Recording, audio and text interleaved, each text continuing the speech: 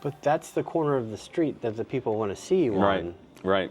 Exactly. And that's what's really cool about living in this digital age where you can scream all that you want to people that don't care. Right.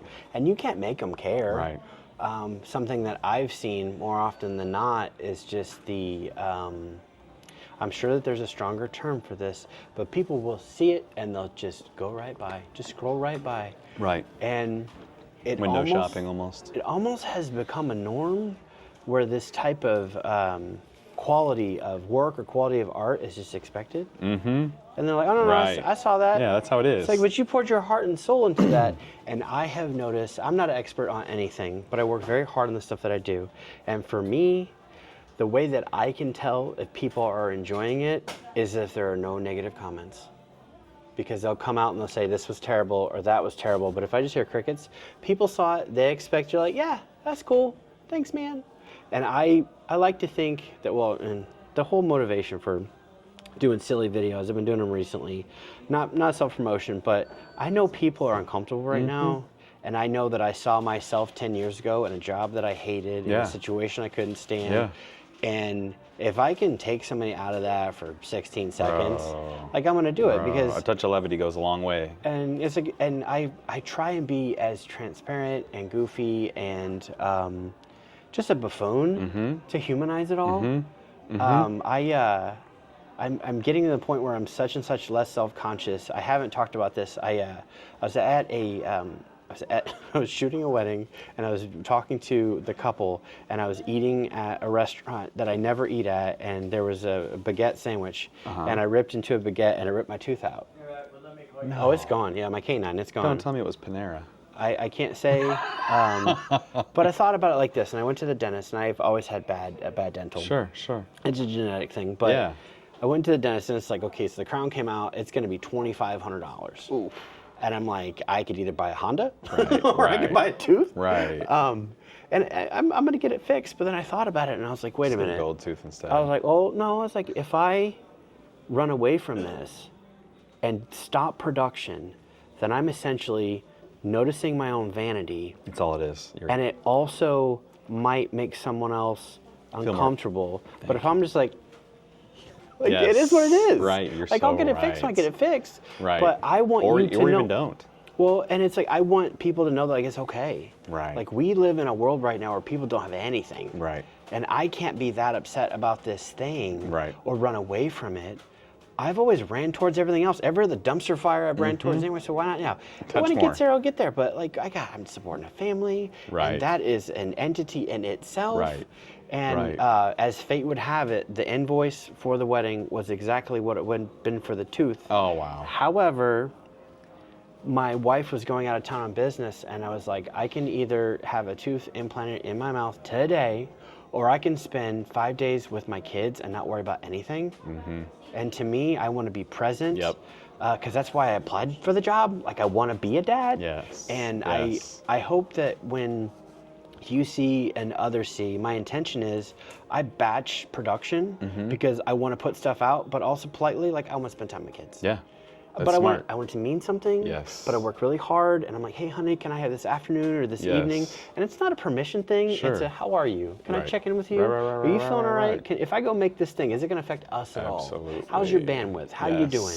And she's like, go. Little checking in. Yes, go. And I do this stuff. And again, like, if people scroll by, that's totally fine. Right. But the point somebody comes in and just X, Y, or Z, like, I love to kind of jump in front of it and say, how you doing? How's your day? Rather than, because that's not gonna help anything. That dog don't hunt. No, but I'm like, that upset you?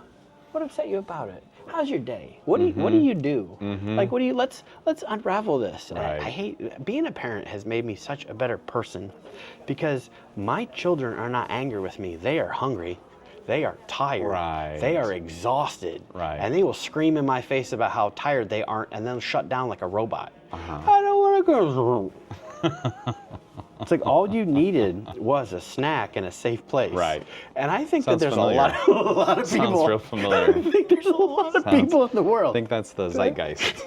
Some people might say a treat and a Did nap you never drink sounds enough water too bad, today? right? Have you actually eaten something that came from the ground, right? And then are you proud of yourself? Because I don't want for my opinion of you to affect you that much. So I always Yeah. ask, are you proud of Yeah. you?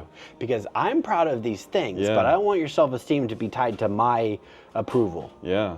That's Yeah, that's a big thing. That's huge. Well, it really kind of dissects the whole thing of I'm doing this for approval or I'm doing that, but whose Right. approval?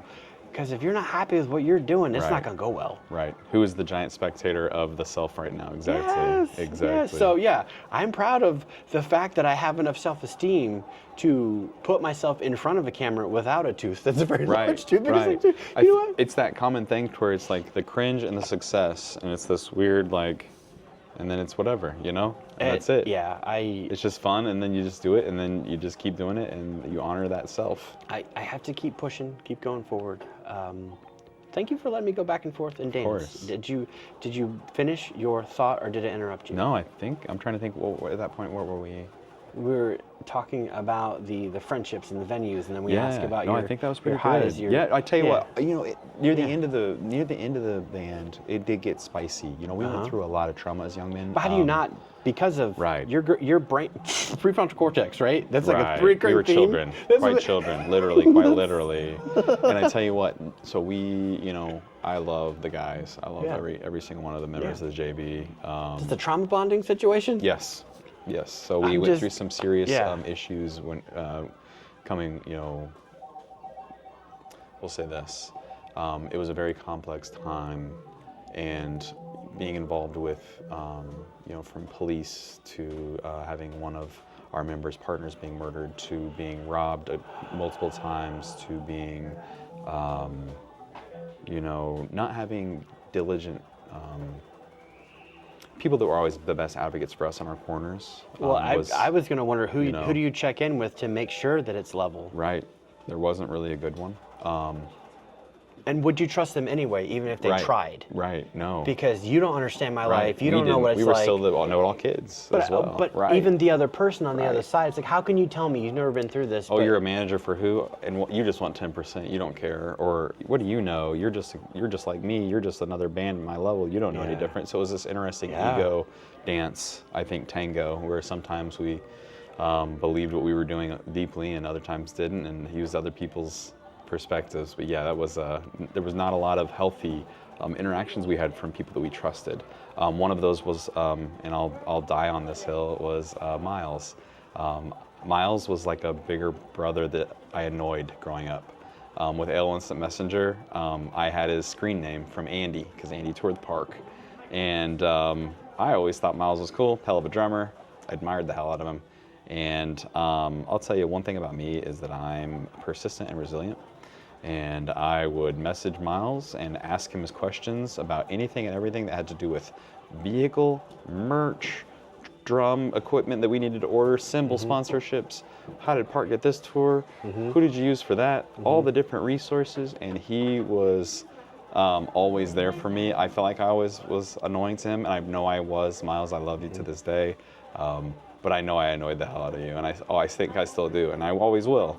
But at this point, when But he let you in. Oh, and he didn't completely. have to. So 100%. you got it's a two-way street, right? Oh my God, yes, you're exactly right. I'm not saying You're right. anything Nope. about anything, but You're right. And he diffused this to me just a couple months ago when I was outside of Anvil and Forge because I was teasing him about it.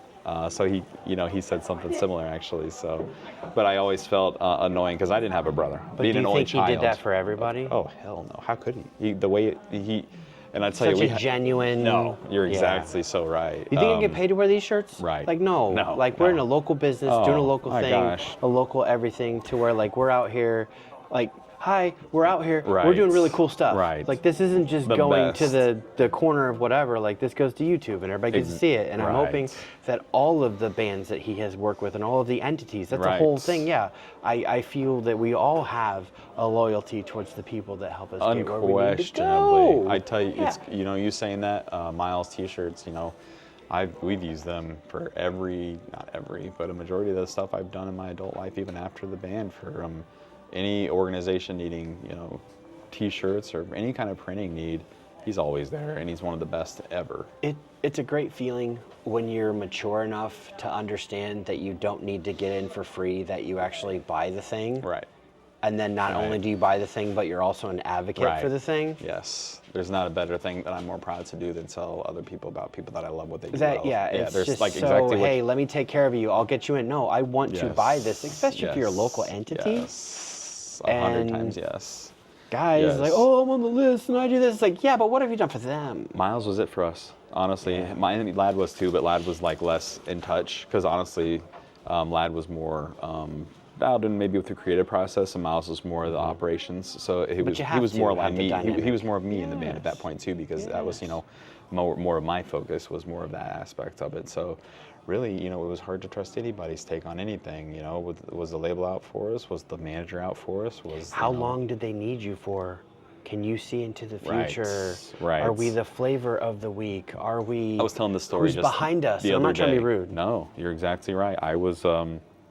We were courted by, I forget his name at this point, some management company from out in California, and I think it was, I can't remember his dang. I found his card the other day because it fell out of something. It was this white card and reminded me of his name, and it was that hit of like, oh man, I almost forgot that story. This guy, we can Google it. He was the manager for Nickelback. What is Nickelback? Nickelback. It's similar to it's a jacket from the '60s, I think. It's kind of like a cheaper. Did you see the doc? Tell me really quick. Did you see the Nickelback doc on Netflix? No, I haven't seen it yet. Okay, I'll invite you to check it out. Okay, I will. In my opinion, it was done brilliant because you can love these people or hate these people, but they got paid. Okay. Oh, it's brilliant. Okay. Like I understand the all the negative attention. I understand the meme of it. Yeah. Not a fan of the psychology of it because you're essentially bullying somebody. Right. Like they're the punchline to the joke. Yep. However, do you sit at the top of the mountain and count your money knowing people are laughing at you?